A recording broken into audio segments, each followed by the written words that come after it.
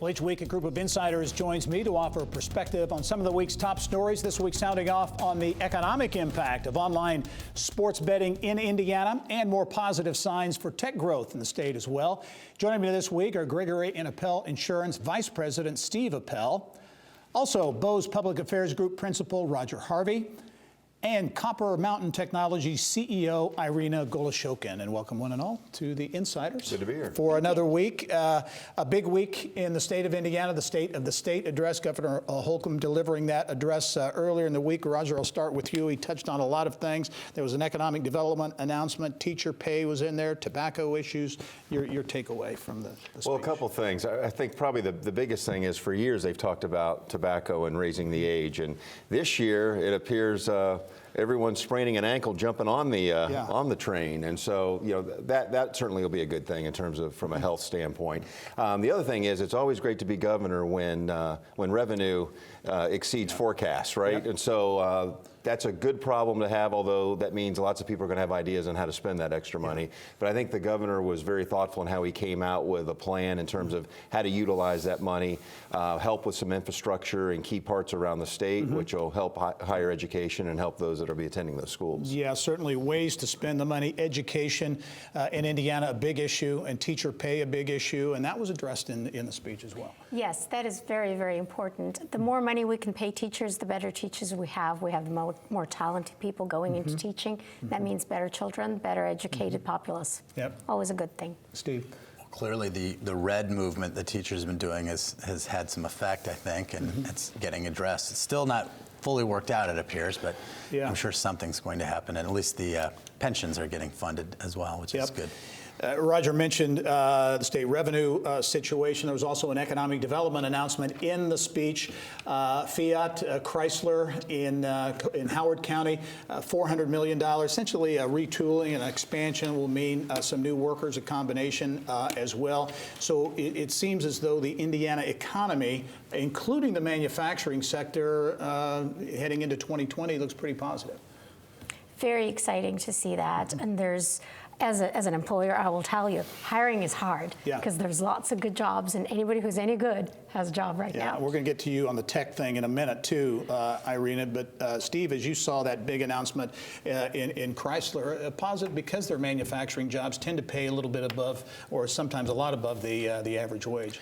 Yeah, it's good to see Indiana maintaining its competitive automotive stance in the country, but also it's nice to see as a taxpayer when those incentives aren't paid out until they've actually hired the people. So I think I'd like to see that being done as well. And I would just add, I think sometimes people forget when you look at Indiana's economy and the history of it, we have been very successful in manufacturing for a number of years. Long and time. so when you see this additional investment in the automotive area, and then when you look at the other assets we have in automotive investments, whether it's Toyota down in Princeton or Honda in Greensburg and so forth, Subaru and Lafayette, it continues to build on that momentum because we are a leader in manufacturing, and that's something I know our leaders in the state have embraced for a number of years. Yeah, it's a good point. Next generation manufacturing, to be sure. Technology investment, certainly the tech ecosystem, if you will, in Indiana has experienced a lot of momentum. A couple of stories this week. Tech investment saw a triple-digit increase in Indiana last year. Also, Indiana among the top 10 markets for future tech growth, that according to a survey out from Zillow. It's exciting to see the recognition of all the hard work that the tech community has done over the years. Back to 1990s and the software artistry start, one of the first software companies here that is the granddaddy of it all, and a lot of the community work. It's been very exciting to see the growth. And that's because we do a lot of these stories, startups launching, and a lot of very positive stories. Some people say, is it really as positive as some of the news is? I mean, there seems to be a lot of momentum. You're in the midst of it. You see it every day. What's your take on the tech economy in Indiana? It's thriving. Even being downtown where my office is, you just see the people in there, and there's excitement, there's energy in the air. The acquisitions, on the one hand, you look at this and you say, oh, there's another company that got acquired by out of state. But what happens, these people take their money, they go build new businesses. So it's a great thing for the state. I saw that the number was $350+ million this year, and at a recent VC luncheon, they said that $500 million is kind of the next target for Indiana to try and get to, which wouldn't be surprised if we maybe hit it next year or the year after. So it's good.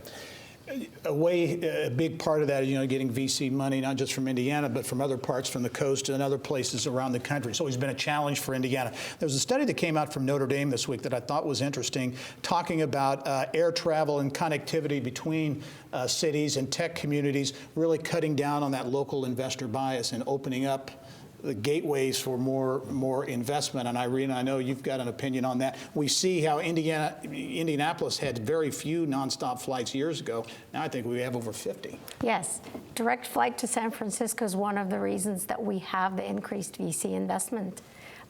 The venture capitalists look at places where they have more than one investment, so they can do one trip and cover multiple companies. And if they can do it in a day, that's even better. So from that perspective, these things are key. And Boston is another investment hub. So I think achieving $500 million just got a little easier. That's right. Yeah. Oh, absolutely. I mean, the coast. I mean, you look at the large population centers. The majority of those are going to be on both coasts.